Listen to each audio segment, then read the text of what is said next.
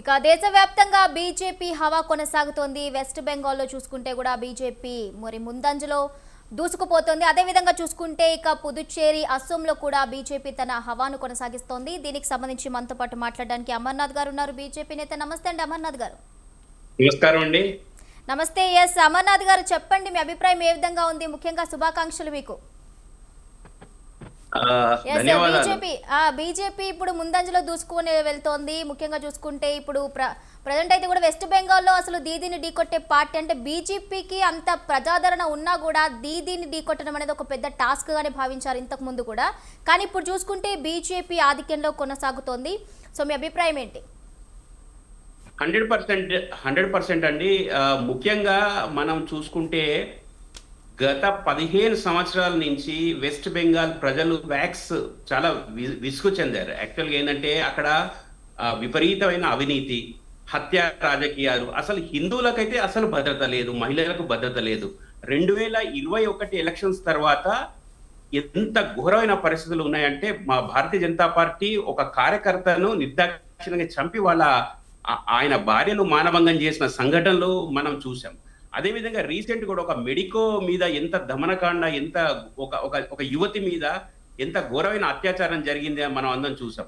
కాబట్టి ఏంటంటే వెస్ట్ బెంగాల్లో ఈసారి ఖచ్చితంగా మార్పు కోరుకున్నారు బెంగాలీస్.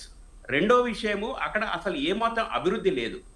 గత 30 అంటే అంతకన్నా ముందు, దీది కన్నా ముందు 34 సంవత్సరాలు పరిపాలించిన కమ్యూనిస్ట్ పాలన, దాని తర్వాత కొనసాగింపుగా కంటిన్యూయేషన్ గా 15 సంవత్సరాల మమతా బెనర్జీ పాలన, వెరసి 49-50 సంవత్సరాల కాలంలో వెస్ట్ బెంగాల్ ఘోరంగా వెనుకబడిన రాష్ట్రంగా ఏర్పడింది. ఈవెన్ బీహార్ కన్నా కూడా ఘోరమైన పరిస్థితిలోకి వెస్ట్ బెంగాల్ వెళ్ళిపోయింది.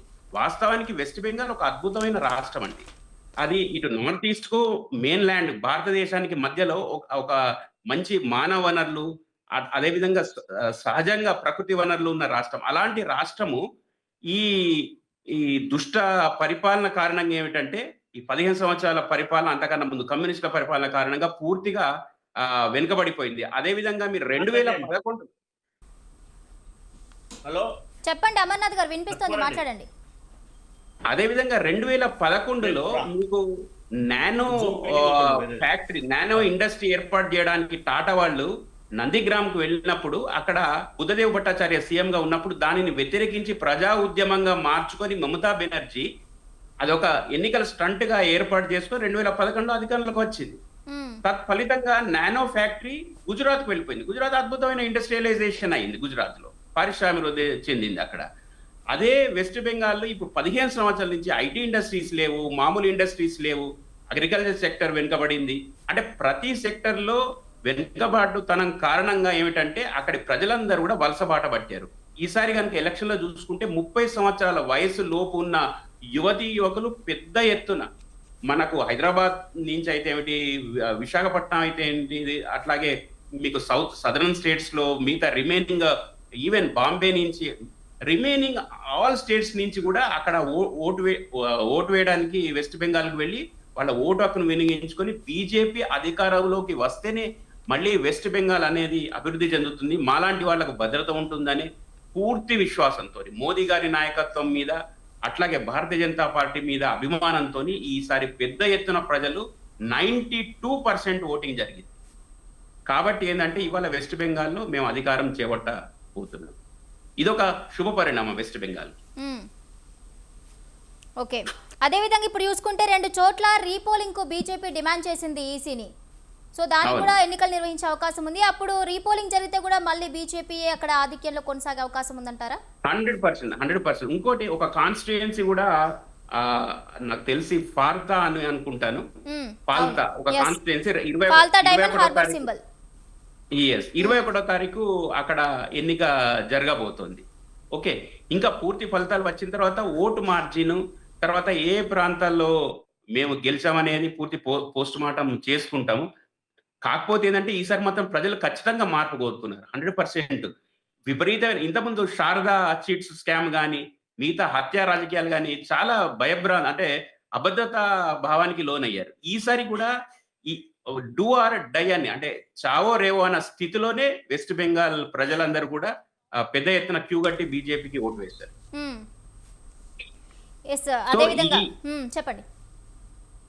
అదే విధంగా ఏంటంటే ఎలక్షన్ కమిషన్ కూడా జ్ఞానేష్ కుమార్ గారు ఒక దళిత ఐఏఎస్ ఆఫీసర్ అండి. ఆయనను అనవసరంగా కాంగ్రెస్ పార్టీ ప్రతిపక్ష పార్టీలు బదనాం చేశాయి. బీహార్ ఎలక్షన్ల టైంలో కూడా ఓట్ చోరీ అని ఇంకా ఏదో అని స్టంట్లు చేసినప్పటికీ కూడా బీహారీలు నమ్మలేదు.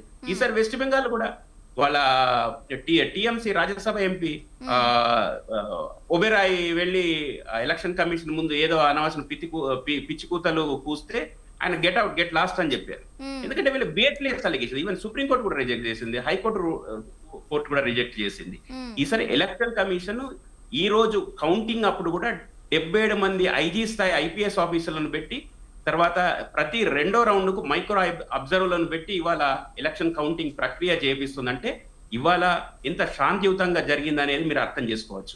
2011లో ఎలక్షన్స్ అయిన ఆ ఎలక్షన్ సమయంలో 75 మంది, అంటే ఇది రికార్డు స్థాయిలో ఎలక్షన్ లో హత్యాకాండ జరిగి 75 మంది మరణించారు. దాని తర్వాత 2014లో అంతకన్నా 100 మంది గ్రామ పంచాయతీ ఎలక్షన్స్ లో 150 మంది, అంటే కమ్యూనిస్టుల మనుగడ టీఎంసీ ఆధిపత్యం కోసం. ఈసారి ఎటువంటి ఏదో చిన్న చిన్న చెదురుమదురు సంఘటనలు మినహా 100% శాంతియుతంగా జరగడానికి కారణం కూడా రియల్ హీరో ఒకటి ఎలక్షన్ కమిషన్ అయితే, రెండో ఎన్కౌంటర్ స్పెషలిస్ట్ అజయ్ పాల్ శర్మ ఈ రోజు రంగంలో దిగి చాలా శాంతియుతంగా ఎలక్షన్స్ జరిపారు. అదే విధంగా గౌరవనీయులైన హోమ్ మినిస్టర్ గారు పెద్దల అమిత్ షా గారు కూడా 15 రోజులుగా అక్కడ క్యాంప్ వేసి మొత్తం ఎందుకంటే మెయిన్ గా వెస్ట్ బెంగాల్ ఏంటంటే బంగ్లాదేశ్ మొన్న ఇటీవల మనం చూసాం బంగ్లాదేశ్ లో ఎటువంటి సంఘటనలు జరిగినాయి, హిందువులు ఏ విధంగా హత్యకు గురయ్యారు అనేది. కాబట్టి ఏంటంటే మనకు బార్డర్ షేర్ చేస్తుంది కనుక, మనకు సరిహద్దు ఉంది కనుక బెంగాల్లో భారతీయ జనతా పార్టీ అధికారంలో ఉండడం అనేది 100% ఎసెన్షియల్. కాబట్టి హోమ్ మినిస్టర్ గారు అక్కడ ఉండి పూర్తిగా పరిస్థితులను అధ్యయనం చేస్తూ శాంతియుతంగా ఎన్నికలు నిర్వహించేట్లో వాళ్ళు సక్సెస్ఫుల్ అయ్యారు. ఎస్. అయితే అమర్నాథ్ గారు ఇప్పుడు చూసుకుంటే మనం పశ్చిమ బెంగాల్లో ముఖ్యంగా ఇప్పుడు టీఎంసీకి అండ్ అదేవిధంగా బీజేపీకే హోరాహోరీ పోటీ జరిగింది. అసలు కాంగ్రెస్ అనేది కనుచూపు మేరలో కూడా కనిపించట్లేదు అనేది బీజేపీ నేతల యొక్క వ్యాఖ్య అనమాట. ఇంకొకటి ఏంటంటే అస్సోంలో ఏదైతే రాజకీయాలు ఈ ఎలక్షన్స్ జరగక ముందు అస్సోంలో కూడా గట్టి పోటీ ఇస్తాం బీజేపీకి అంటూ కూడా మరి కాంగ్రెస్ చెప్పడం జరిగింది. అసలు నిజంగానే పోటీ ఇవ్వడం జరిగిందా? కాంగ్రెస్ అనేది అసలు భారతదేశంలో అసలు దేశంలో ఎక్కడ లేదండి. కేవలం కేరళలో ఎల్డిఎఫ్ మీద కోపంతో కాంగ్రెస్ ఓటు వేశారు తప్పిస్తే కాంగ్రెస్ కు ప్రజలు నమ్మే స్థితిలో లేదు. కాంగ్రెస్ కు ఫస్ట్ ఆఫ్ ఆల్ ఒక నాయకత్వమే లేదు. రాహుల్ గాంధీ ఇప్పుడు ఏం మాట్లాడతాడో, ఇంకో గంట తర్వాత ఏం మాట్లాడతాడో ఆయనకే తెలియదు. Rahul Gandhi part time politician. మీరు ఎప్పుడైనా చూసుకోండి, రాహుల్ గాంధీని 9 to 5 వరకే పబ్లిక్ లైఫ్ లో ఉంటారు కానీ 5 తర్వాత మీకు రాహుల్ గాంధీ ఎప్పుడు కూడా పబ్లిక్ లైఫ్ లో ఉండరు. మీరు చూడండి, ఇట్స్ ఛాలెంజ్.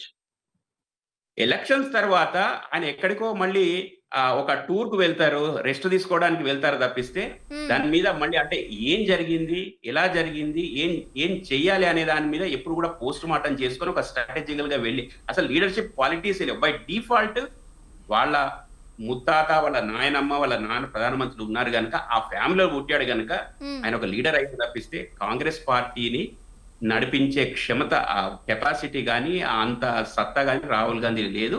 కాంగ్రెస్ పార్టీని కూడా ప్రజలు నమ్మడం లేదు. అస్సాంలో కాదు, అసలు ఎక్కడ నమ్మడం లేదు. ఇక్కడ వీళ్ళు ఎల్డిఎఫ్ చేసిన పాపాల కారణంగా, లెఫ్ట్ పార్టీస్ చేసిన పాపాల కారణంగా, అవినీతి కారణంగా మాత్రమే అక్కడ కాంగ్రెస్ అధికారంలో వచ్చింది. మీరు చూస్తూ ఉండండి, గత 5 సంవత్సరాల నుంచి మేము వెస్ట్ బెంగాల్లో ఏ విధంగా అయితే పోరాటం చేశామో అదే విధంగా కేరళలో ఈ రోజు నుంచే స్టార్ట్ అవుతుంది. అక్కడ ఈ రోజు నుంచే స్ట్రాటజికల్ గా అక్కడ పోరాటం స్టార్ట్ అవుతుంది. అక్కడ నెక్స్ట్ ఎలక్షన్స్ లో 2031 ఎలక్షన్స్ లో మేము కేరళలో భారతీయ జనతా పార్టీ అధికారంలోకి తప్పకుండా వస్తుంది. ఎస్, అదేవిధంగా ఇప్పుడు గెలిచిన ప్రాంతాలు ఏవైతే ఉన్నాయో కూడా బీజేపీ గెలుపు అనేది కూడా సక్రమంగా లేదు, అవకతవకలు జరిగాయి, అక్రమంగా గెలిచింది అంటూ కూడా ఇటు దీది అనుకోవచ్చు, లేదంటే ఇటు కాంగ్రెస్ పార్టీ అనుకోవచ్చు, రెండు కూడా విమర్శిస్తున్నాయి. మరి మీ సమాధానం ఏంటి దానికి? ఇప్పుడు మీకు అక్రమంగా బీజేపీ గెలిచింది, లేకుంటే ఈవీఎంలు ఇదంతా కూడా పాత పాటనే మేము ముందు నుంచి చూస్తున్నాము. హ్మ్. మరి అదే ఈవీఎంస్ 2004లో కూడా యూజ్ చేశారు. 2009లో కూడా యూజ్ చేశారు. పంజాబ్‌లో ఆమ్ ఆద్మీ పార్టీ గెలిచినప్పుడు మరి అదే ఈవీఎంలు యూజ్ చేశారు. హ్మ్. ఓకే. ఈ రోజు కేరళలో కూడా 90 సీట్సో ఎంతనో కాంగ్రెస్ లీడింగ్‌లో ఉంది యూడీఎఫ్. మరి అవే ఈవీఎంస్ యూజ్ చేశాయి. మరి అక్కడ ఎందుకు గెలిచారు? మరి హ్మ్. వాయనాడ్‌లో ప్రియాంక గాంధీ ఎందుకు క్లీన్ స్వీప్ చేసింది? అదే ఈవీఎంస్ యూజ్ చేశారు కదా! మరి హ్మ్. అక్కడ వాళ్ళు అక్రమాలకు పా పా పాల్పడ్డట్టే కదా! మరి నిజంగా మేము అక్రమాలకు పాల్పడితే. బుద్ధి లేని మాటలు, అర్థం లేని మీనింగ్‌లెస్, బేస్‌లెస్ అలిగేషన్ చేస్తే దానికి ఎవరు సమాధానం చెప్తారండి? హ్మ్. అసలు అవినీతి అంటేనే కాంగ్రెస్, కాంగ్రెస్ అంటే అవినీతి. ఇవాళ భారతదేశం భ్రష్టు పట్టడానికి కారణమే కాంగ్రెస్. హ్మ్. అంతకన్నా ఇంకా వేరే అసలు ఒక చిన్న పిల్ల ఇప్పుడు వచ్చే జనరేషన్ ఇప్పుడు ఈ జెన్ జెడ్ అనేది అసలు కాంగ్రెస్‌ను నమ్మదు. కాంగ్రెస్‌కు ఓటు వేయదు. హ్మ్. ఇంకో వచ్చే 30, 40 సంవత్సరాలు భారతదేశంలో భారతీయ జనతా పార్టీ అధికారంలో ఉంటుంది. ప్రియతమ ప్రధానమంత్రి గౌరవనీయుల ప్రధానమంత్రి గారు నరేంద్ర మోదీ గారు ఇచ్చిన పిలుపు మేరకు వికసిత్ భారత్ 2047 హ్మ్. విజన్ కోసమే ప్రతి బీజేపీ కార్యకర్త పనిచేస్తారు. హ్మ్. అయితే ఇది ఇంకో దీన్ని విషయం ఏంటంటే అమర్నాథ్ గారు ఎస్ఐఆర్ ద్వారా చాలా ఓట్లను తొలగించారు. అయితే ఇది మమతకి ప్లస్ అవుతుంది అన్న అభిప్రాయాలు అయితే వ్యక్తమయ్యాయి ముందు. కానీ ప్రభావం అసలు ఏ మేరకు కూడా ఉన్నట్టుగా అయితే కనిపించలేదు. ఏవండి ఒక విషయం చెప్తాను. హ్మ్. ఎస్ఐఆర్ అనేది కేవలం ఇది బీజేపీ ఇంట్రొడ్యూస్ చేసిన ఇది విధానం కాదండి. ఎస్ఐఆర్ అనేది ఇది ప్రతిసారి కొనసాగే ప్రక్రియ. హ్మ్. కాంగ్రెస్ వాళ్ళు కూడా చేశారు. ప్రతి రాష్ట్రంలో ఎస్ఐఆర్ చేస్తారు. ఎస్ఐఆర్ అంటే ఏమిటి? ఒకసారి ఆ ఓటర్ల జాబితాను సవరింపు. హ్మ్. చనిపోయిన వాళ్ళు లేకుంటే ఇల్లీగల్‌గా ఉన్న వాళ్ళను తొలగిస్తారు. దాంట్లో ప్లస్ ఏమిటి? మైనస్ ఏమిటి? హ్మ్. ఇక్కడ ప్లస్ ఒకటే అండి. బెంగాలీస్ ఏందంటే గట్టిగా అనుకున్నారు. మమతా బెనర్జీ రాక్షస పాలనను అంతమొందించాలనుకున్నారు. అంతమొందించారు. అంతే. That's it.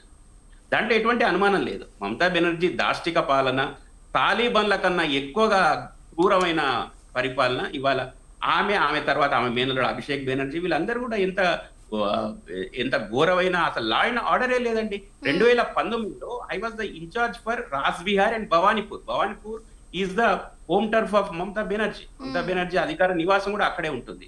భవానీపూర్‌లో మేము బస చేసిన మహారాష్ట్ర సదన్‌లో మా టీఎంసీ వాళ్ళు రాత్రి 12 గంటలకు వచ్చి మా మీద దాడి చేశారండి. మేము ప్రచారం చేసినప్పుడు 1000 మంది మా మీద ద ద మా వెహికల్ మీద అటాక్ చేశారు. 2019 లోక్‌సభ ఎలక్షన్‌లో సౌత్ కోల్‌కతాలో 2 అసెంబ్లీ సెగ్మెంట్‌లకు నేను ఇన్‌చార్జ్. ఒకటి రాజ్ బిహారీ, ఒకటి భవానీపూర్. హ్మ్. ఇవాళ భవానీపూర్‌లో సువేందు అధికారి మా బీజేపీ ముఖ్యమంత్రి అభ్యర్థి కాంటెస్ట్ చేస్తున్నాడు. అవును. కాబట్టి ఏందంటే 2019లో అప్పుడు కేంద్ర ప్రభుత్వంలో బీజేపీ ఉండింది. అట్లాంటి సమయంలో గూడా ఒక కేంద్ర ప్రభుత్వంలో ఉన్న బీజేపీ లాంటి మాలాంటి కార్యకర్తలకు, నాయకులకి భద్రత లేనప్పుడు హ్మ్. సామాన్య పౌరులకేముంటుంది చెప్పండి? హ్మ్. ఈవెన్ పోస్ట్ ఎలక్షన్స్ కూడా 2021లో పోస్ట్ ఎలక్షన్స్ తర్వాత ఎంతమంది బీజేపీ కార్యకర్తలను చంపారు వాళ్ళు? అసలు ఓటు ఈ రోజు గూడా ఇప్పుడు మీకు కొన్ని ఆహ్, సంస్థలు ఆహ్, ఎగ్జిట్ పోల్స్ సర్వే నిర్వహించాలి. ఎందుకు నిర్వహించాలంటే చాలా మంది ప్రజలు వాళ్ళు ఎవరికి ఓటు వేశారో అసలు ఓటు వేశారా లేదా అని చెప్పడానికి కూడా భయపడ్డారు. ఒకవేళ ఈసారి కూడా బీజేపీ గెలవకుంటే మమతా బెనర్జీ వస్తే వాళ్ళు ఆల్‌మోస్ట్ అటువైపైతే అస్సాము, ఇటువైపైతే జార్ఖండ్, ఒడిస్సాకు మైగ్రేట్ అయ్యే పరిస్థితి ఉండింది. ఈసారి గనుక బీజేపీ అధికారంలోకి రాకుంటే. అలాంటి ఘోరమైన పరిస్థితిలో ఇవాళ బెంగాల్ ఉంది. ఇవాళ బంగ్లాదేశ్‌లో గూడా భయపడుతున్నారు. ఇవాళ బీజేపీ బెంగాల్ అధికారంలోకి వస్తుందంటే. మమతా హ్మ్. బెనర్జీ వాళ్ళకు వాళ్ళ సిస్టర్ బంగ్లాదేశ్ వాళ్ళకు. హ్మ్. సో 100% అండి. సరిహద్దులో ఏ అయితే రాష్ట్రాలు ఉన్నాలో ఆ రాష్ట్రాల్లో బీజేపీ ప్రభుత్వం ఉండడం అనేది ఎసెన్షియల్ ఇది. ఇండిస్పెన్సిబుల్ అవశ్యం. హ్మ్. ఖచ్చితంగా ఉండాలి. ఉన్నప్పుడు మాత్రమే ఈ భారతదేశం సురక్షితంగా ఉంటుంది. హ్మ్. యెస్. అయితే పశ్చిమ బెంగాల్ ప్రజలు ఇప్పుడు 3 సార్లు కూడా మరి దీదీ అక్కడ ఏకఛత్రాధిపత్యంతో కూడా పరిపాలన అనేది కొనసాగించారు. ఇప్పుడు బీజేపీకి అధికారాన్ని కట్టబెడుతున్నారు. సో నెక్స్ట్ కార్యాచరణ ఏ విధంగా ఉండబోతుంది అనుకోవాలి? బీజేపీని బెంగాల్‌ను రెండో గుజరాత్ రాష్ట్రంగా మార్చే విధంగా బ్లూ ప్రింట్ ఉంది బీజేపీకి. హ్మ్. ఎందుకంటే బీజేపీ ఏ రాష్ట్రాల్లో అధికారంలో ఉన్నా చాలా అభివృద్ధి పథంలో నడుస్తున్నాయి. మహారాష్ట్రలో దేవేంద్ర ఫడ్నవీస్ గారు గాని, మధ్యప్రదేశ్‌లో మోహన్ యాదవ్ గారు గాని, భజన్‌లాల్ శర్మ రాజస్థాన్‌లో గాని, రేఖా గుప్తా గారు ఒక మహిళా ముఖ్యమంత్రి, సామాన్యమైన ఏబీవీపీ కార్యకర్త ఇవాళ ఢిల్లీలో అధికారంలో ముఖ్యమంత్రిగా ఉన్నారు. అదే విధంగా ఇప్పుడు అలయన్స్ ప్రభుత్వం ఉంది. కూటమి ప్రభుత్వం ఆంధ్రప్రదేశ్‌లో గాని, చంద్రబాబు నాయుడు గారు అన్ని రాష్ట్రాల్లో కూడా ఈ కేవలం అభివృద్ధే ధ్యేయంగా. ఉమ్, ఇప్పుడు ఎలక్షన్ స్టంట్లు అనే ప్రతి రాజకీయ పార్టీ ఏది కూడా ఎన్జిఓ కాదండి, ఇది ఉమ్, రాజకీయం. అధికారంలోకి రావడానికి 1.25 లక్ష స్టంట్లు చేస్తుంటాయి, ప్రతి పార్టీ చేస్తుంటుంది. ఉమ్, కానీ అడ్మినిస్ట్రేషన్ వచ్చేసరికి డెలివరింగ్ ఆఫ్ ద పాలసీస్ ఏదైతే ఉన్నాయో ప్రజా అనుకూల విధానాలను రూపొందించి సదరు రాష్ట్రాలను అభివృద్ధి చేయడంలో బీజేపీ సక్సెస్ఫుల్ అయింది. ఉమ్, ఇప్పుడు వెస్ట్ బెంగాల్ కూడా 40తో ఇప్పుడు నేను చాలా క్లోజ్ గా వెస్ట్ బెంగాల్లో పనిచేశాను. ఈవెన్ నేను అస్సాంలో పనిచేశాను. అస్సాంలో గత 5 సంవత్సరాల నుంచి అద్భుతమైన అభివృద్ధి సాధించింది హేమంత బిశ్వ శర్మ. అందుకోసం ఇవాళ క్లీన్ స్వీప్ చేశారు. ఇవాళ ప్రతిపక్ష హోదా కూడా లేదు కాంగ్రెస్ కు అస్సాంలో. అదే పరిస్థితి కూడా వెస్ట్ బెంగాల్లో చూడండి మీరు. నెక్స్ట్ 5 years లో అసలు ఏ పార్టీ ఉండకుండా ప్రజలు కేవలం బీజేపీకే పట్టం కడతారు.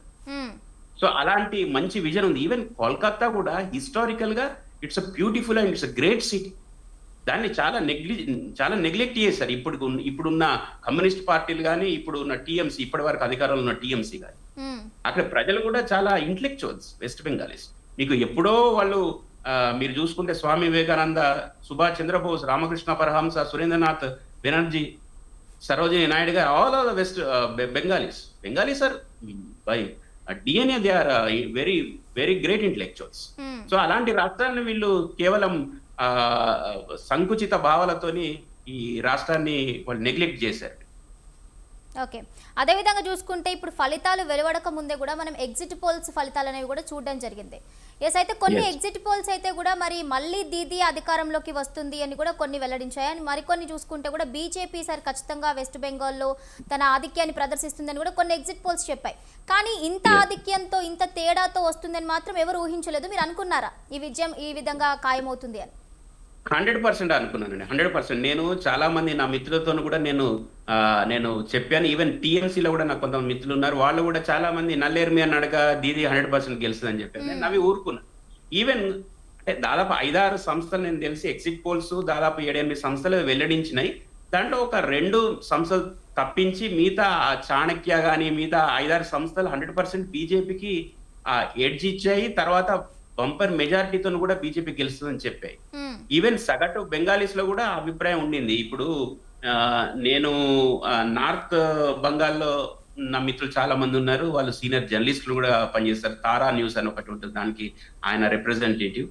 సో వాళ్ళు ఒకటే భావనతో ఉన్నారండి. ఈసారి 100% ఒకవేళ బంగాల్లో బీజేపీ రాకుంటే పరిస్థితి ఇంకా ఘోరంగా తయారవుతుంది. 2 ఇది బంగ్లాదేశ్ లో విలీనమైనా చెప్పలేము అలాంటి పరిస్థితి ఏర్పడుతుంది. ఇవాళ ఈ చాలా భయానకమైన పరిస్థితులు సౌత్ ఇండియాను వేరు చేసి స్పెషల్ గా ప్రత్యేక దేశంగా ప్రకటించాలని కొన్ని దుష్ట శక్తులు వాదన చేస్తున్నాయి. అట్లానే బెంగాల్ కూడా అలానే వాదన తయారైంది.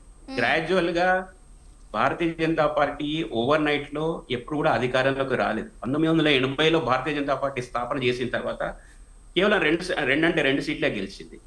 అది ఒకటి మన తెలంగాణలో, ఒకటి గుజరాత్ లో. తర్వాత 89లో 80 సీట్లు, 91, 96 ఇట్లా గ్రాడ్యువల్ గా గ్రాఫ్ పెంచుకుంటూ 2014లో ఫుల్ స్థాయిలో అంటే అలయన్స్ ఎన్డీఏ ఉన్నప్పటికీ స్వతంత్రంగా బీజేపీ అధికారంలోకి వచ్చింది. ఈసారి 2024లో మిత్రపక్షాలతోనే అయినప్పటికీ స్వతంత్రంగా నిర్ణయాలు తీసుకునే పరిస్థితిలో బీజేపీ ఉంది. కాబట్టి ఏంటంటే ఏది ఓవర్ నైట్ లో బీజేపీ చేయలేదు. చాలా స్ట్రాటజికల్ గా ఎలక్షన్ అయిన వెంటనే బీజేపీ ఏంటంటే మళ్ళీ కార్యాచరణలోకి దిగుతుంది. బీజేపీకి అలాంటి కష్టపడే మనస్తత్వం ఉన్న కార్యకర్తలు అనేది చాలా పెద్ద ఆస్తి. కేవలం జాతీయవాదం, ధర్మం కోసం పనిచేసే కార్యకర్తలు బీజేపీకి శ్రీరామ రక్ష.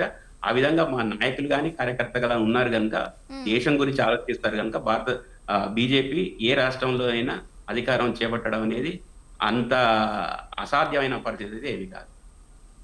ఎస్, అదేవిధంగా చూస్తే గెలుపుకి ముఖ్యంగా చూసుకుంటే బీజేపీ ఏవైతే సంక్షేమ పథకాలు ప్రవేశపెట్టిందో ఆ సంక్షేమ పథకాలపైన ఎక్కువగా ఆశలు పెట్టుకున్నట్టుగా తెలుస్తోంది. ఇది నిజమేనా? ఒకటండి, సంక్షేమ పథకాలు అనేది ప్రతి రాష్ట్రంలో ప్రతి పార్టీ ఈ సంక్షేమ పథకాలు అనేవి ఉంటాయి. దాంట్లో పెద్దగా ఆశలు ప్రతి దాని మీద ఆశలు పెట్టుకుంటుంది. ఇప్పుడు ఎలక్షన్స్ కి వెళ్ళడానికి ముందు ఒక మేనిఫెస్టో ప్రతి పార్టీకి ఉంటుంది. అట్లాగే కొన్ని ఎలక్షన్ లో కొన్ని వివాదాస్పద వ్యాఖ్యలు ఉంటాయి. కొన్ని అంశాలను ఎక్కువగా దాన్ని అవుట్ ఆఫ్ ప్రపోర్షన్ చేస్తుంటారు. ఇవన్నీ కామన్ థింగ్. ఇదంతా ఎలక్షన్ లో ఇవన్నీ కామన్ థింగ్. ప్రతి పార్టీ ఇంత ముందు 2021 ఎలక్షన్ లో పీకే ప్రశాంత్ కిషోర్ మమతా బెనర్జీకి స్ట్రాటజిస్ట్. ఉమ్, అప్పుడు ఆమె కాలు ఫ్రాక్చర్ అయింది, కాలుకు పట్టి వేసుకొని తిరిగింది, వీల్ చైర్ లో తిరిగింది. ఉమ్, దట్ వాజ్ ఎలక్షన్స్ అయిన తర్వాత ఆమె బాగానే నడిచింది. ఉమ్. ఓకే. సో ఇవన్నీ కామన్.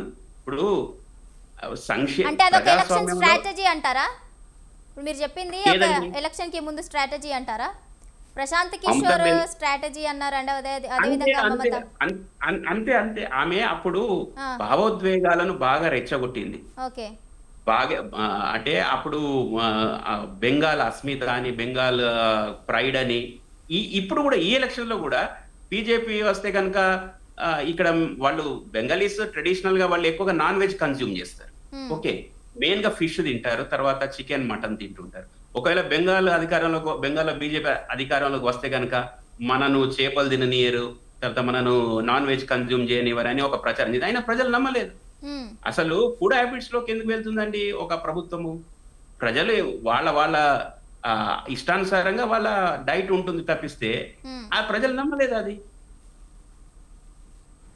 తర్వాత ఈసారి ఏంటంటే అప్పుడు లాస్ట్ 2021 ఎలక్షన్స్ లో ఉమ్, 6 ఫేజ్ గా 6 ఫేజుల్లో ఎలక్షన్లు నిర్వహించారు. అది కొంచెము అప్పుడు గ్యాప్ ఏర్పడింది. ఆ 6 ఫేజుల్లో ఈ టిఎంసి గుండాలు ఒక ఫేజ్ నుంచి ఇంకో ఫేజ్ ప్రాంతానికి వలస వెళ్ళి అక్కడ ఎలక్షన్ సజావుగా సాగనివ్వకుండా రిగ్గింగ్ గాని, తర్వాత భయాందోళన గాని సృష్టించారు. ఉమ్, రెండోది ఏంటంటే ఆ సమయంలో సిఆర్పిఎఫ్ బలగాలు కూడా ఈసారి 2,50,000 మంది సిఆర్పిఎఫ్ బలగాలను మోహరించారు. సో ఉమ్, ఈ స్థాయిలో అప్పుడు సిఆర్పిఎఫ్ బలగాలు కూడా లేవు. లోకల్ వెస్ట్ బెంగాల్ పోలీసులు మొత్తం కంట్రోల్ చేశారు. ఉమ్, అట్లాగే వెస్ట్ బెంగాల్ ఎంప్లాయీస్ అందరూ కూడా టిఎంసి కార్యకర్తలాగా పనిచేశారు. కాబట్టే అప్పుడు మమతా బెనర్జీ గెలవగలిగింది. ఈసారి ఆ ఆటలో ఏవి కూడా సాగలేదు. ఓకే. అయితే ఇప్పుడు కేరళలో ఈ చూసుకుంటే, కేరళలో కూడా Yes. ఇప్పుడు ఎల్డిఎఫ్ అంటే ఇప్పుడు ముఖ్యంగా చూసుకుంటే ఈ కమ్యూనిస్ట్ బలంగా ఉన్న రాష్ట్రం అయితే కూడా కేరళ అని చెప్పుకోవచ్చు. అయితే ఈసారి అవును. మళ్ళీ ఇంకోసారి మూడోసారి కూడా పినరయి విజయన్ మళ్ళీ అధికారం చేపట్టి హ్యాట్రిక్ కొడతారు అన్న ఆలోచనలోనే ఉన్నారు. యూడిఎఫ్ ముందంజలో ఉంటుంది అని 50-50 ఛాన్సెస్ లాగానే ఉంది. అదే విధంగా అక్కడ బీజేపీ ఎందుకు ముందంజలోకి రాలేకపోయింది అనుకోవచ్చు? ఒకటి బీజేపీ అక్కడ అధికారమే లక్ష్యంగా అక్కడ పనిచేసినట్టయితే మేము అనుకోము. కాకపోతే ఏంటంటే ఇప్పుడు రీసెంట్ స్థానిక సంస్థల ఎన్నికల్లో గ్రామ పంచాయతీ ఎలక్షన్స్ లో కానీ, తర్వాత మున్సిపాలిటీ కార్పొరేషన్ ఎలక్షన్స్ లో, ఈవెన్ తిరువనంతపురం కార్పొరేషన్ లో బీజేపీ అధికారంలోకి రాగలిగింది. ఓకే. అక్కడ చూడండి, ప్రతి రాష్ట్రానికి సంబంధించి వాతావరణ పరిస్థితులు కానీ, ప్రజల మైండ్ సెట్ కానీ, ప్రజల ఆచార వ్యవహార అలవాట్లు కానీ చాలా డిఫరెంట్ గా ఉంటాయి. వాళ్ళ స్థానిక సమస్యలు కూడా డిఫరెంట్ గా ఉంటాయి. ఇప్పుడు ఈవెన్ తెలంగాణలోనే ఉత్తర తెలంగాణకు దక్షిణ తెలంగాణకు చాలా వ్యత్యాసం ఉంటుంది. ఉత్తర తెలంగాణలో బీజేపీ చాలా బలంగా ఉంది, దక్షిణ తెలంగాణలో అంత బలంగా లేకపోవచ్చు. ఉమ్, కాబట్టి ఏంటంటే ప్రతి ప్రాంతానికి చాలా తేడా ఉంటుంది. కాబట్టి ఏంటంటే ఆ అంశాలను ఇంకా అధ్యయనం చేయాల్సి ఉంది. ఇప్పుడు పూర్తి ఎలక్షన్ రిజల్ట్స్ వచ్చిన తర్వాత బీజేపీ ఒకసారి మొత్తం రివ్యూ చేస్తుంది. ఓట్ షేర్ ఖచ్చితంగా పెరుగుతుంది. అట్లాగే రాబోయే ఎన్నికల్లో బీజేపీ అధికారమే లక్ష్యంగా పనిచేసి కేరళలో కూడా ఇప్పుడు ఈ వెస్ట్ బెంగాల్ ఏదైతే ఇవాళ విక్టరీ ఉందో అది రిఫ్లెక్ట్ అవుతుంది రేపు ప్రొద్దున ఉమ్, కేరళలో. ఉమ్, అంటే రెండో విషయం ఏంటంటే అమిత్ షా గారు మొన్న పార్లమెంట్ ఒకటే చెప్పారు, ఉమ్, నక్సలిజాన్ని అంతమొందించడం 31 మార్చ్ డెడ్ లైన్ పెట్టుకున్నారు. అది మొత్తం క్లీన్ స్వీప్ చేసేసారు, నక్సలిజం లేదు అని. ఉమ్, భారతదేశంలో కమ్యూనిస్టులు కూడా ఉండకుండా చేస్తాం. త్రిపురలో అయిపోయింది, వెస్ట్ బెంగాల్లో అసలు నామమాత్రంగా కూడా లేరు. ఇప్పుడు ఆయనత ఏదో కొంచెం నామమాత్రంగా ఉన్న కేరళ కూడా రేపు పొద్దు కూడా క్లీన్ స్వీప్ అయిపోతుంది కమ్యూనిస్టులు కూడా. ఉమ్. సో అదే విధంగా అదే చూసుకుంటే లక్ష్యంగా అమర్నాథ్ గారు, ఈ ఎలక్షన్స్ ఏవైతే ఉన్నాయో ఈ ఎలక్షన్స్ ని బీజేపీ ప్రతిష్టాత్మకంగా తీసుకుందని చెప్పాలి. అయితే ముఖ్యంగా చూసుకుంటే ఎలక్షన్స్ కి ముందు అసలు ఏ వ్యూహంతో బీజేపీ ముందుకెళ్ళింది అనుకోవాలి ఎలక్షన్స్ కి సంబంధించి? ఎక్కడ అంటే ఏ రాష్ట్రాల్లో మీరు ఇప్పుడు చెప్పేది? ఇప్పుడు పశ్చిమ బెంగాల్ అయితే ప్రతిష్టాత్మకంగా తీసుకుంది, ఖచ్చితంగా దీదిని ఓడించాలి, బీజేపీ గద్దెనెక్కాలి అన్న థాట్ తోనే ఉంది స్టార్టింగ్ నుంచి కూడా. అవును. సో అక్కడ గెలవడం అంటే కూడా కష్టతరమనే చెప్పుకున్నాం స్టార్టింగ్ నుంచి కూడా మనం చూసుకున్నప్పుడు. ఎందుకంటే Yes. మనకి ఇప్పుడు 3 సార్లు కదా. ఎస్. సో అది కొంచెం ఒక కష్టమైన టాస్క్ లాగే అనిపించింది. సో ఏ వ్యూహంతో ముందుకెళ్ళింది అనుకోవాలి? ఇప్పుడు ఒక్కొక్క రాష్ట్రానికి ఒక వ్యూహం ఉంటుందండి. ఇప్పుడు అస్సాం తీసుకుంటే, అస్సాంలో గత 5 సంవత్సరాల నుంచి, అంతకన్నా ముందు అంటే 10 సంవత్సరాల నుంచి అధికారంలో ఉన్నాం అస్సాంలో. అస్సాంలో 10 సంవత్సరాల నుంచి, ఇంకా ముఖ్యంగా గత 5 సంవత్సరాల నుంచి హిమంత బిశ్వ శర్మ చేసిన అద్భుతమైన అభివృద్ధి, ఉమ్, తర్వాత నాన్ కరప్షన్, ఉమ్, తర్వాత మెయిన్ గా ఏంటంటే ఇల్లీగల్ మైగ్రెంట్స్ మీద ఉక్కుపాదం.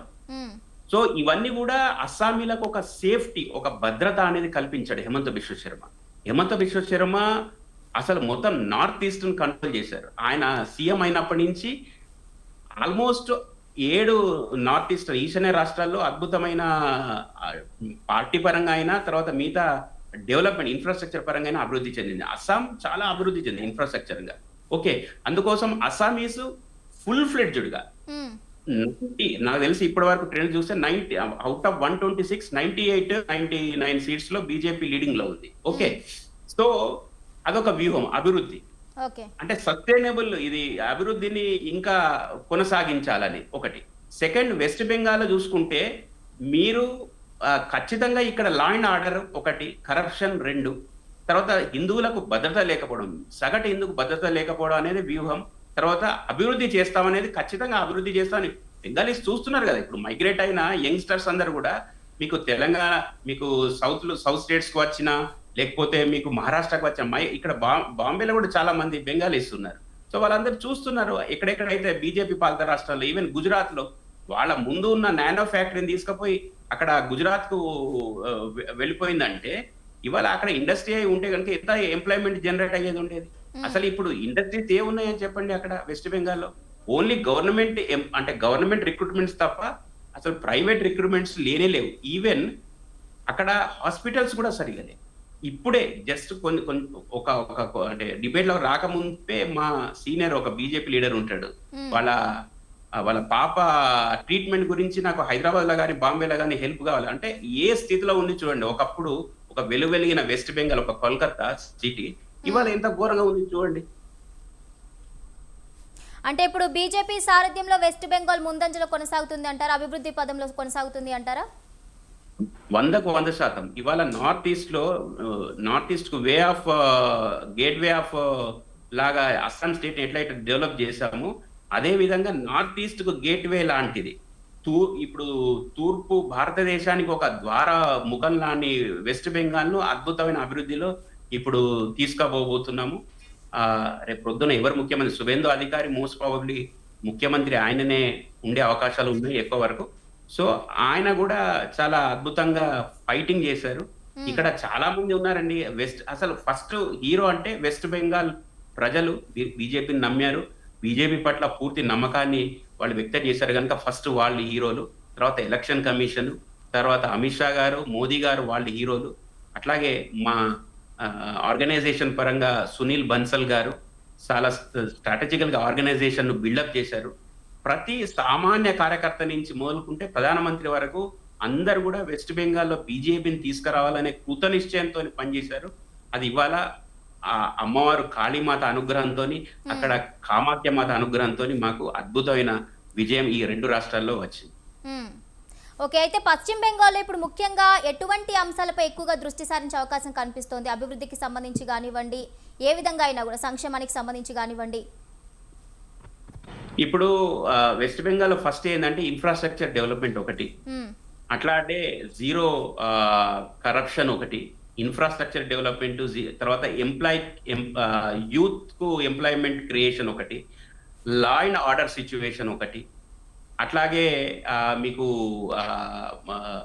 వైద్యము, దాని తర్వాత వ్యవసాయ రంగం మీద పూర్తి ఫోకస్. సో ఇవన్నీ చాలా పెద్ద విజన్ ఉంది బీజేపీకి అయితే, వచ్చే ప్రభుత్వానికి అయితే. నేను కూడా వ్యక్తిగతంగా చూశాను. అసలు ఈవెన్ రియల్ ఎస్టేట్ కూడా కలకత్తా మీకు మిగతా స్టేట్స్ తో కంపేర్ చేస్తే కలకత్తాలో అసలు రియల్ ఎస్టేట్ అనేది చాలా జీరో. కాబట్టి ఏంటంటే చాలా ఫీల్డ్స్ ఉన్నాయి. Even industrialisation. ఇప్పుడు మీకు ఇన్వెస్టర్స్ ఎవరు వెళ్ళారండి 15 సంవత్సరాల నుంచి వెస్ట్ బెంగాల్? ఎవరైనా ఇన్వెస్టర్స్ వెళ్ళారా? ఎవరు వెళ్ళలేదు.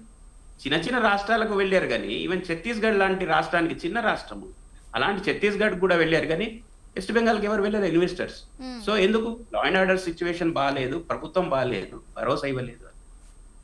ఎన్నో ఇప్పుడు ఈ నానో టాటా వాళ్ళే నమ్మక అక్కడికి వెళ్ళిపోయారు, గుజరాత్కి వెళ్ళిపోయారు. ఎప్పుడైనా లీడర్షిప్ బాగుంటే, క్రెడిబుల్ లీడర్షిప్ ఉన్నప్పుడు 100% ఇన్వెస్టర్స్ నమ్ముతారు. ఉమ్, ఇన్వెస్టర్స్ వచ్చి పెట్టుబడులు పెడతారు. పెట్టుబడులు పెట్టడం ద్వారా తద్వారా ఏందంటే ఎంప్లాయ్‌మెంట్ జనరేట్ అవుతుంది. అక్కడున్న యువతకు, ప్రజలకు ఉపాధి అవకాశాలు క్రియేట్ అవుతాయి. ఉమ్, కాబట్టి ఏందంటే ఇప్పుడు భారతీయ జనతా పార్టీ చేసేది అదే. Next okay. మెయిన్‌గా ఏందంటే అభివృద్ధి పథకాలు అందించాలి. రైట్. అదేవిధంగా చూసుకుంటే ఇప్పుడు దీదీ అధికారంలో ఉన్న 15 సంవత్సరాల్లో మీరు చూసిన అతిపెద్ద సమస్య ఏంటి పశ్చిమ బెంగాల్లో? Law and order. Okay. Law and order అనేది మేజర్ ఇష్యూ. ఉమ్, మీకు సామాన్యం మీకు ఒక చిన్న ఎగ్జాంపుల్ చెప్తాను. ఉమ్, అసలు మేము 2019లో క్యాంపెయిన్ చేసినప్పుడు అంటే ఇప్పుడు మొన్న అంటే చాలా సెక్యూరిటీ ఉండే. 2019లో మేము క్యాంపెయిన్ చేసినప్పుడు మేము షర్ట్‌కు బీజేపీ సింబల్ పెట్టుకొని తిరిగితే టీఎంసీ కార్యకర్తలు మా మీద అటాక్ చేయడానికి వస్తే మేము నారో ఎస్కేప్. ఉమ్, అంటే అలాంటి స్థితి అంటే మా ఔట్‌సైడర్స్‌కే మాకు భద్రత లేదంటే ఇక అక్కడ ఉండే వాళ్ళకి ఏం భద్రత ఉంటుంది చెప్పండి. ఉమ్, మా ఒక తెలుగు అబ్బాయి వెంకటేష్ అని ఏబీవీపీ ఫుల్ టైమర్ ఉండే. అతన్ని ఘోరంగా కొట్టి హౌరా ఆహ్, రైల్వే స్టేషన్ దగ్గర పడేసి వెళ్ళారు పాపం మొత్తం అసలు ఘోరమైన స్థితిలో ఆయనను వదిలేసి టీఎంసీగా. టీఎంసీ చాలా గుండాయిజం. అసలు మీకు ఒక మాట చెప్పాలంటే టీఎంసీ అనేది నథింగ్ బట్ సీపీఎం అంటే పాత సారా కొత్త సీసాలకు ఎక్కించారు అంతే. ఉమ్, ఆ టీఎంసీకి వ్యూహకర్త కూడా కమ్యూనిస్టు ఒక సీనియర్ లీడరే. కాబట్టి ఏంటంటే దాంట్లో కొత్త ఏం లేదు. కమ్యూనిస్టులు 34 సంవత్సరాలు అదే దమనకాండ, అదే హత్యా రాజకీయం, అదే 15 సంవత్సరాలు అదే కొనసాగింది. లా అండ్ ఆర్డర్ అనేది అసలు లేదు. ఓకే. అయితే ఇప్పుడు దీదీ నాయకత్వంలో పశ్చిమ బెంగాల్ ప్రజలు అసంతృప్తితో ఉన్నారు, అందుకే బీజేపీని ఎన్నుకున్నారు అనుకోవచ్చు అంటారా? 100% అసంతృప్తిగా ఉన్నారు. యాంటీ ఇన్కంబెన్సీ ఒకటి. రెండోది ఏంటంటే మొత్తం దేశమంతా కూడా మోదీ వైపు చూస్తున్నారు కాబట్టి ఏంటంటే మోదీ గారి నాయకత్వంలో ఉన్న భారతీయ జనతా పార్టీ ఉంటేనే వెస్ట్ బెంగాల్‌లో ఒక మంచి ప్రభుత్వం, అభివృద్ధి మేము అంటే మాకు భద్రత, అభివృద్ధి ఇలాంటి అంశాలు మాకు సమకూరుతాయి అనే ప్రజలు విశ్వసించారు కాబట్టే ఇవాళ వెస్ట్ బెంగాల్‌లో బీజేపీని వాళ్ళు ఎన్నుకున్నారు. బెంగాలీలు. ఎస్. అదేవిధంగా చూస్తే ఇప్పుడు దేశవ్యాప్తంగా ఉత్కంఠ రేపిన 5 రాష్ట్రాల ఫలితాలు కూడా ఎగ్జిట్ పోల్స్ అంచనాలకు తగ్గట్టుగానే వచ్చాయని మీరు అనుకుంటున్నారా? ఆల్మోస్ట్ అండి. ఇప్పుడు మీకు అస్సాం, వెస్ట్ బెంగాల్ అయితే 100% వచ్చినాయి. పాండిచ్చేరి కూడా చిన్న స్టేట్ అయినప్పటికీ వచ్చింది. ఉమ్, అండ్ కేరళలో కూడా యూడీఎఫ్‌కే టిల్ట్ అయ్యాయి అన్ని ఎగ్జిట్ పోల్స్. యూడీఎఫ్ఏ అధికారంలోకి వస్తుందని చెప్పారు అధికారంలోకి. 100% అదే యూడీఎఫ్ఏ రాబోతుంది కాంగ్రెస్. ఉమ్, ఎక్సెప్ట్ తమిళనాడులో మాత్రం డైలమా ఉండింది. చాలా మంది డీఎంకే రావచ్చును. మళ్ళీ అంటే మేజర్ పొలిటికల్ పార్టీగా డీఎంకే రావచ్చు 100 సీట్లతోని. ఉమ్, ఆ విజయ్‌కి ఒక 20, 30 సీట్లు రావచ్చు. తర్వాత అన్నా డీఎంకేకు అంటే ఎన్డీఏ కూటమికి 70 సీట్లు రావచ్చు అనేది అంటే పలు రకాలుగా ఎగ్జిట్ పోల్స్ వచ్చినాయి.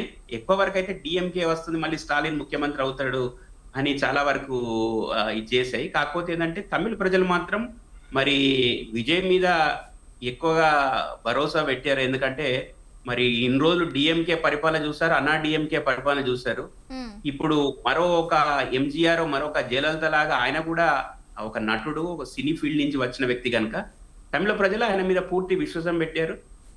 యువకుడు కాబట్టి ఏంటంటే తమిళులు ఆయన వెనుక ర్యాలీ చేశారు. మొత్తం మీద ఇవాళ విజయ్ సింగిల్ లార్జెస్ట్ పార్టీగా కొత్తగా అప్పుడు ఎన్టీ రామారావు గారు పార్టీ పెట్టిన 9 నెలల అధికారంలోకి వచ్చారు. ఆ విధంగా విజయ్ కూడా నిజంగా it's a great achievement for him. Vijay, congratulations to you. Yes. ఇప్పుడు చూసుకుంటే తమిళనాడులో విజయ్ యొక్క విజయానికి కారణం ఆయన యొక్క మేనిఫెస్టోని ఒక ప్రధాన కారణంగా మనం చూడొచ్చు అంటారా? అనేకమైన అంశాలు ఉన్నాయి. మేనిఫెస్టోనే కాక ఈ ద్రవిడియన్ పొలిటిక్స్ అంటే డిఎంకే, అన్నా డిఎంకే పాలిటిక్స్ తోని కూడా తమిళ ప్రజలు విసుగు చెందినట్టు అనిపించింది. ఎందుకంటే కొత్తదనాన్ని కోరుకున్నారు వాళ్ళు. ఉమ్, ఎప్పుడైనా అయితే ఇప్పుడు మన టాస్ వేసినప్పుడు టేల్ ఆర్ ఇది ఉంటుంది కదా, ఉమ్, హెడ్స్ లాగా ఆ విధంగా డిఎంకే లేకుంటే అన్నా డిఎంకే థర్డ్ ఆల్టర్నేటివ్ లేదు. కాబట్టి అంటే వాళ్ళకి థర్డ్ ఆల్టర్నేటివ్ కోసం చూసారు తమిళియన్స్. సో విజయ్‌కి పట్టం కట్టారు. ఇంకా మీకు అసలు ఎక్కడా లేనంత విధంగా, ఏ రాష్ట్రంలో లేనంత విధంగా ఈ వెల్ఫేర్ స్కీమ్స్ అనేది తమిళనాడులో ఘోరం అసలు. అసలు అక్కడ మెయిన్‌గా అభివృద్ధి అవన్నీ ఏం చూడరు. మెయిన్‌గా ఏంటంటే తమిళియన్స్‌కు నాకు తెలిసైతే ఈ వెల్‌ఫేర్ స్కీమ్సే ఎక్కువ పనిచేస్తాయి అక్కడ. విజయ్ గూడా అదే చూయించాడు గదా! ఒక మ్యాజిక్ స్టిక్‌తోని. హ్మ్. ఎంతవరకు ఇంప్లిమెంట్ చేస్తాడు, ఎంతవరకు ఆయన అధికారంలోకి చేపట్టిన తర్వాత ఏ విధంగా వాటిని ఫుల్‌ఫిల్ చేస్తాడని చూడాలి. Let's see. Right. Okay. Thank you Amarnath గారు. డిబేట్‌లో పాల్గొని మీ యొక్క అభిప్రాయాన్ని వ్యక్తపరిచినందుకు థ్యాంక్ యూ సో మచ్. ఇక